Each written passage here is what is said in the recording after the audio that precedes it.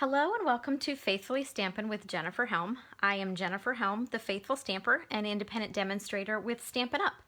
Today I have for you the No Line Watercoloring Technique. This is something that I have wanted to try for quite a while, and I finally broke it out. So I'm going to teach you the finer points, more or less, of how to do this technique.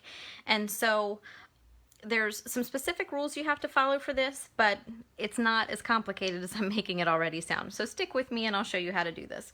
The first thing you're going to need is a piece of watercolor paper. So Stampin' Up! Carries watercolor paper. We also have a glossy cardstock with a little bit of shimmer that we have, and that will work as well.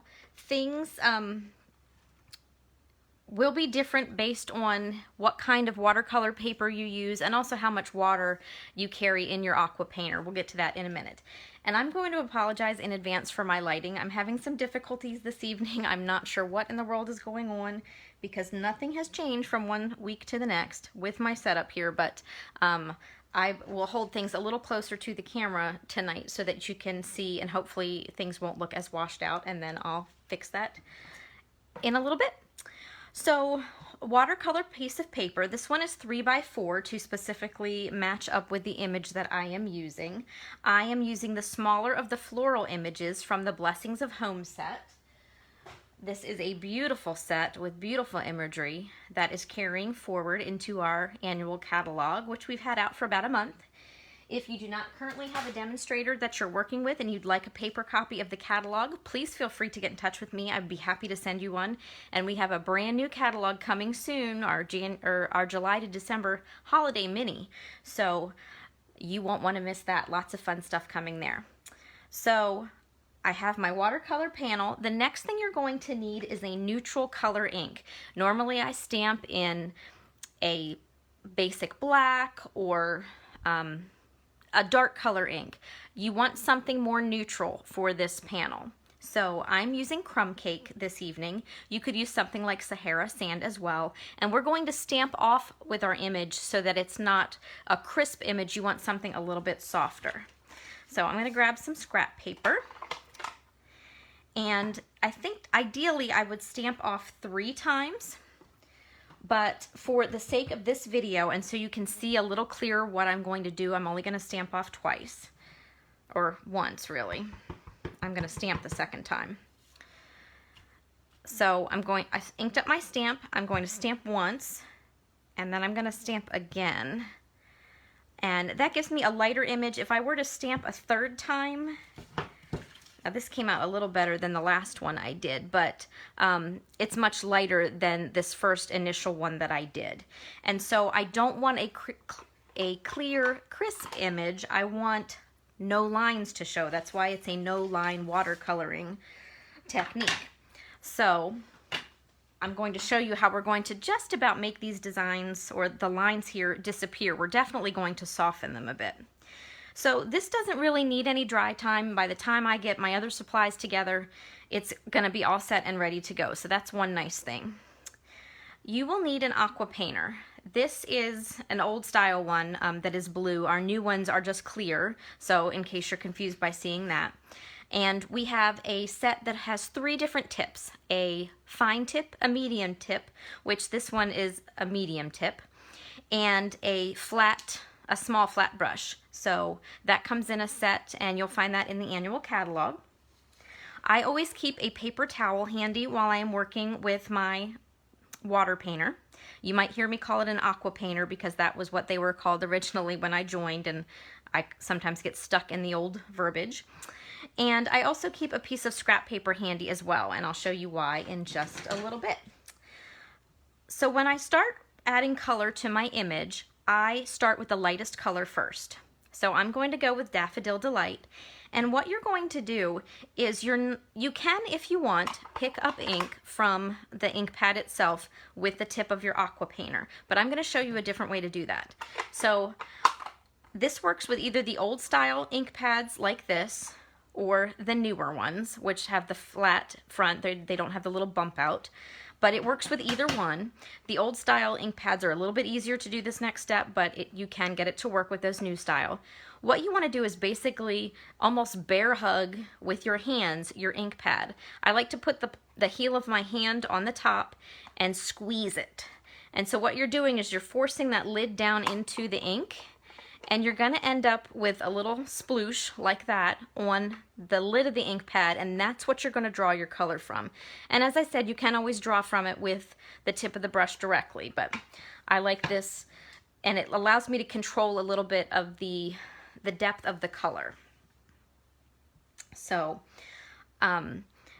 what I like to do is take the cap off my aqua painter, and then the first thing I do, if I've used my brush before, it might be a little too damp to start. If it's your first time, you might want to brush it on a piece of scrap paper first to allow some of the water to come down into the tip, but you don't want too much water. Controlling the color is very important. So I'm just going to actually brush a little bit on my paper towel to make sure I'm not carrying too much water into my my project. And I apologize. Everything is off on my craft table today. It's going to drive me crazy. So, and I can tell my panel is very washed out, but here we go. I'll hold it up a little bit so you can see the colors there. I'm going to start with the lightest color first, and so the Daffodil Delight is going to go on the centers of these flowers. So I'm going to take my aqua painter and swirl it in a little bit of the ink here. You can see how I can kind of pull it and soften it a little bit from just one spot to another. And then I might brush a little bit on my paper towel just to make sure I'm not carrying more color than I want on. And then I'm just going to very gently add color to the center of the flowers here. And then the centers of these flowers won't take much time at all because they're not very large. Can you see how the lines that were there at the center almost disappear? That's where that No Line Watercolor look comes into play. And so I'm just going to add just a tiny bit of color to the centers of these itty bitty flowers here. These are the hardest ones to see when it's a lighter color or a lighter stamped image. But I think I got them all. And so you can see this is still a little bit wet, but by the time I switch over to my next color, it's going to be dry and ready to go. And also, I'm not going to work immediately with the next color here that might blend in with that Daffodil Delight. I'm going to switch to work on the stems. So I'm going to close up this ink, bring my paper towel over, and you can either use a paper towel or a scrap of paper here, but you just want to brush your water painter back and forth, and you can see there's no color here. You can even double check it on your paper, but once the brush runs clear, you're ready to change over to your next color. So my next color is Pear Pizzazz. A little hug of my ink pad, and some of these work way better than others. And then again, I'm just going to pull some of that color over here and soften a little bit. And then I'm going to continue adding color to my leaves. So if you want a darker color, if you want it to be a little more concentrated, rather than use the trick I just showed you with the ink pad and the ink in the lid, you can take your re-inkers that we use to re-ink the ink pads and just drip a couple drops in the ink, and then do the same technique here with swirling it with the brush and then adding on to your paper. So the colors will be a little bit deeper, a little more concentrated. So if that's more of the look you're going for, that might be the option for you. And I always recommend start gently, and then you can always add more color. The main trick here is to not oversaturate your paper, because then it might bubble and wrinkle and not want to lay flat on your card, and it might actually become so wet that it really kind of damages your design and bleeds through. So just be patient, have a light touch. Sometimes I find that without thinking, I'm squeezing on the aqua painter a little bit, and so sometimes I get a little too much water. That's one reason I do keep my paper towel handy.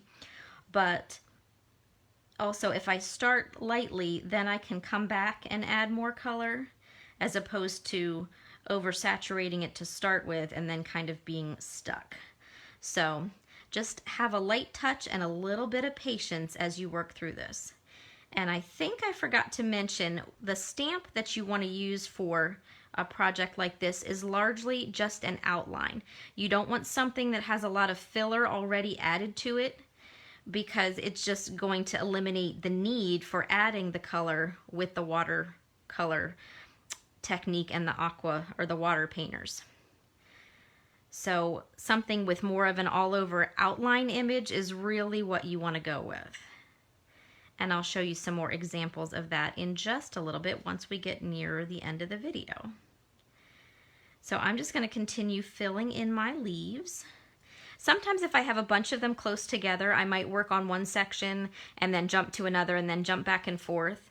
And that just allows me to see a little bit better what I'm doing and where I should add that color, and also helps eliminate a little bit more of the blending and having it all run together.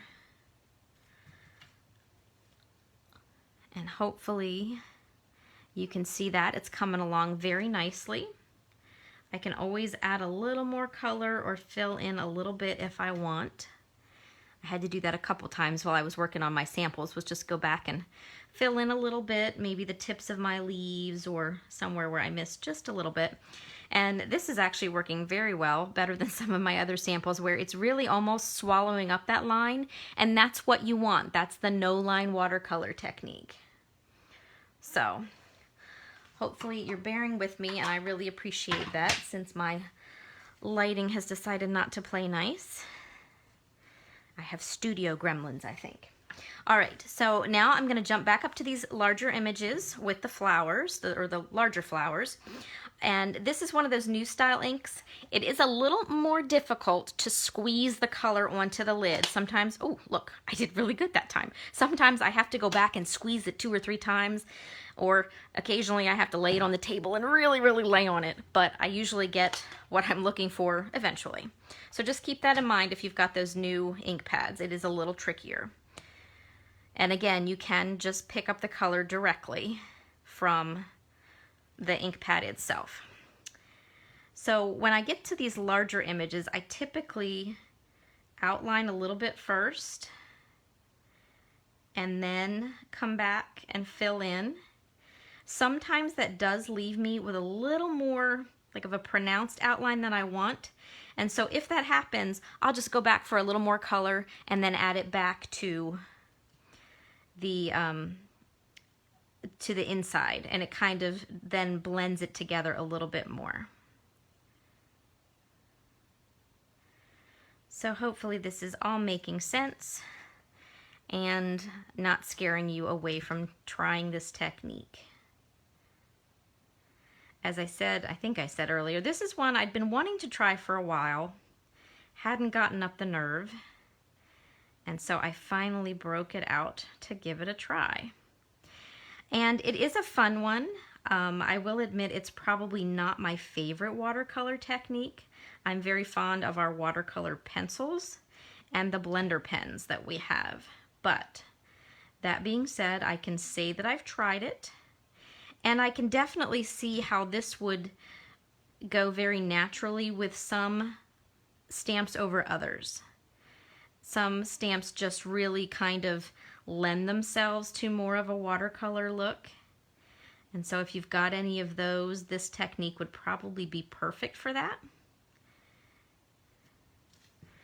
And can you see how that's coming along there? Almost done.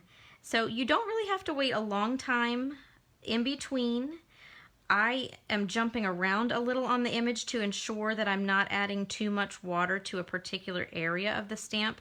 If I had a stamp where everything was kind of blended together in one area, I might hold off and let the paper dry a little bit in between colors just to make sure it's not going to get away from me and maybe ruin the panel that I'm working on. But that is coming along pretty well. I'm going to add a little more color, maybe a little more darker color here. Just kind of give that flower a little more definition. Yeah, I think I like that. So then all I need to do is come back and add a little color to those last little blooms off to the side. So again, a little more back and forth with my water painter. If I think that color is wanting to not come out of the brush, I'll just squeeze it a little bit to bring out a little more water, and then just use that paper towel to really pull that off and make sure it's not too wet before I need to move on to the next color. Whoop. Okay, all sorts of things going on here. So last but not least, my polished pink is my last color. There we go. And so since these flowers are so teeny tiny, rather than kind of swirl, I'm almost more going to dab the color on.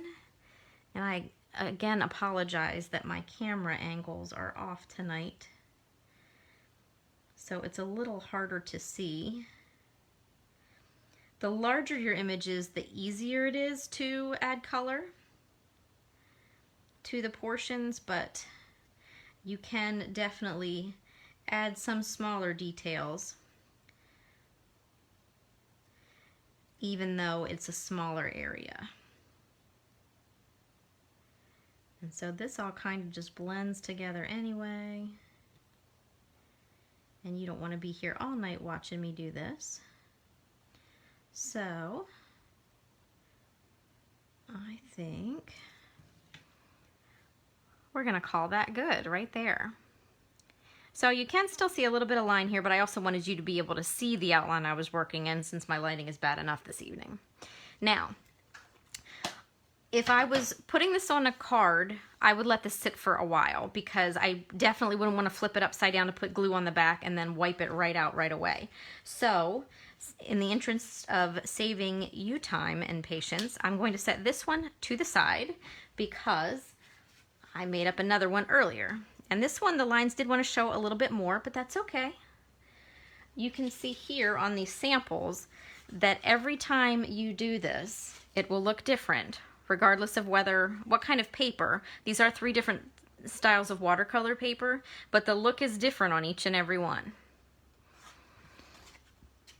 So to finish these off, what I'm going to do, and here's another sample that I did earlier. So very, very different looks between all the samples that I did. So each card will be unique. So I purposely kept the design on the front of the card very, very simple. So you can feel free to dress it up if you want to use embossed panels of cardstock or pieces of designer series paper. Feel free. I just really kept this simple to let the watercolor image speak for itself.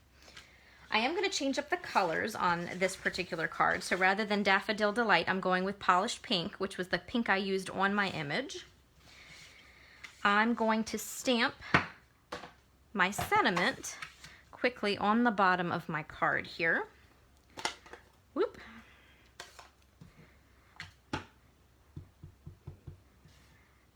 And so once this is done, there's my congratulations.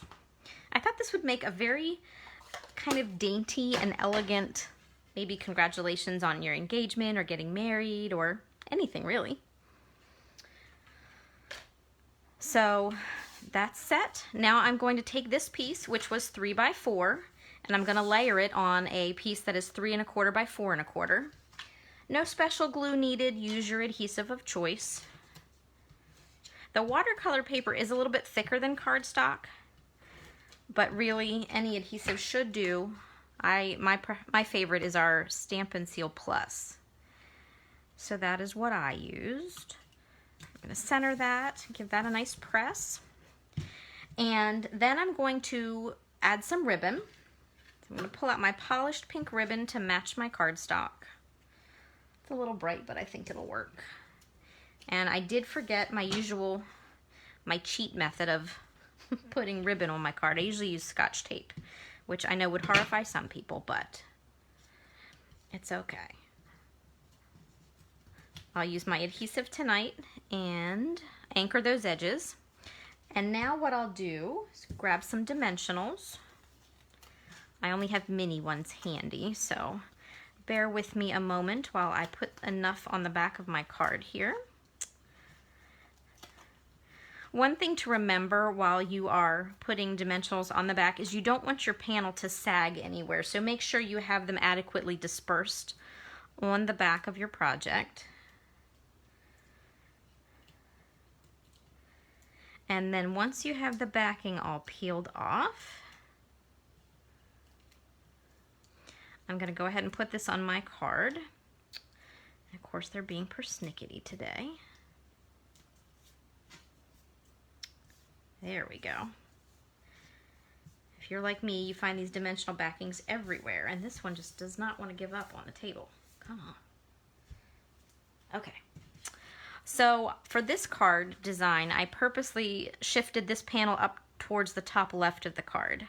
I'm usually a center it right in the middle kind of girl, but I offset this one a little bit so it would pair nicely with the sentiment on the bottom. And then I'm simply going to add a bow. So I tie these right off the spool. I'm a little more proficient with bows this way, but I am not an expert bow maker by any means.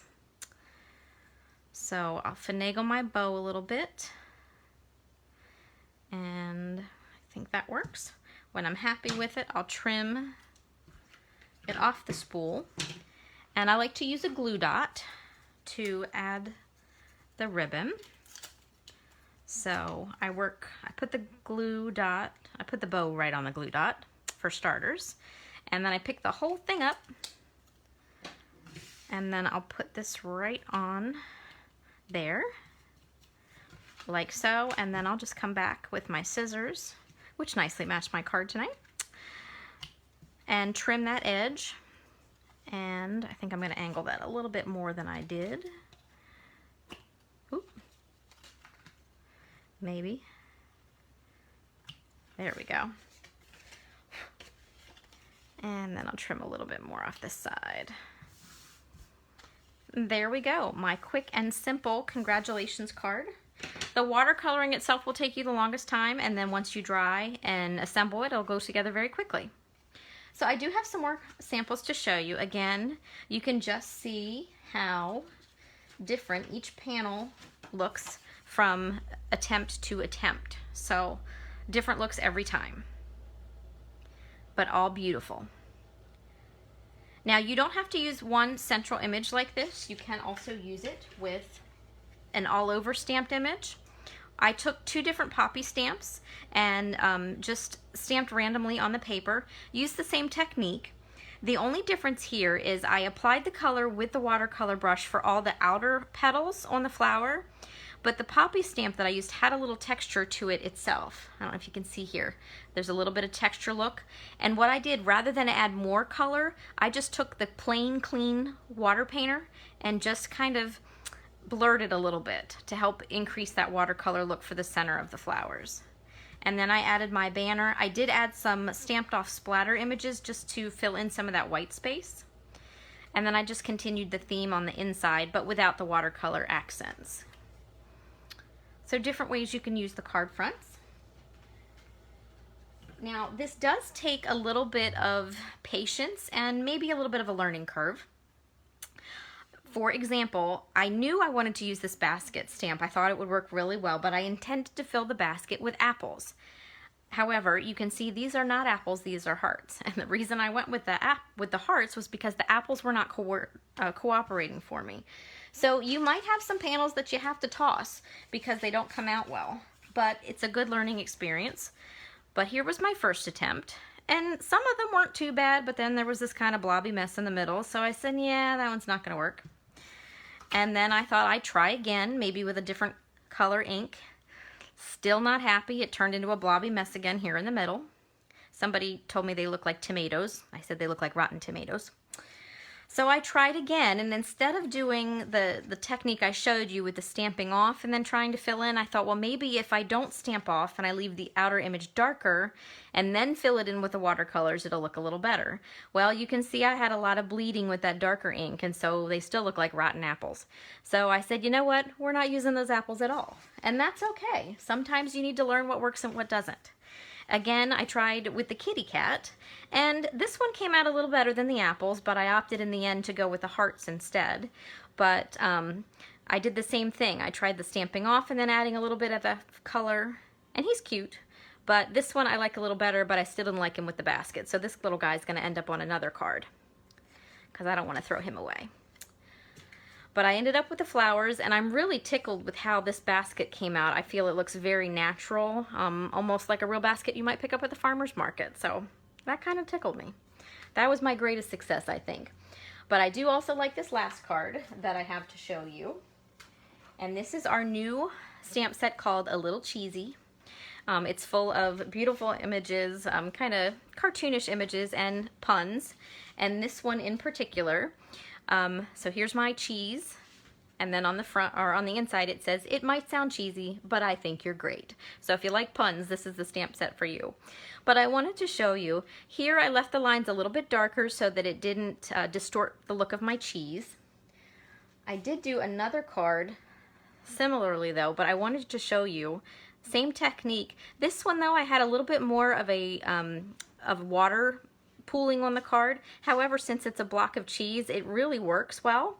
What happened though was the line here distinguishing the top of the cheese kind of disappeared, so it looked a little odd. So all I did once the panel dried was I took a watercolor pencil and very lightly went over the line that was there to begin with, and then I let it be. So that's just a fun, humorous little card and the perfect stamp for that watercolor technique.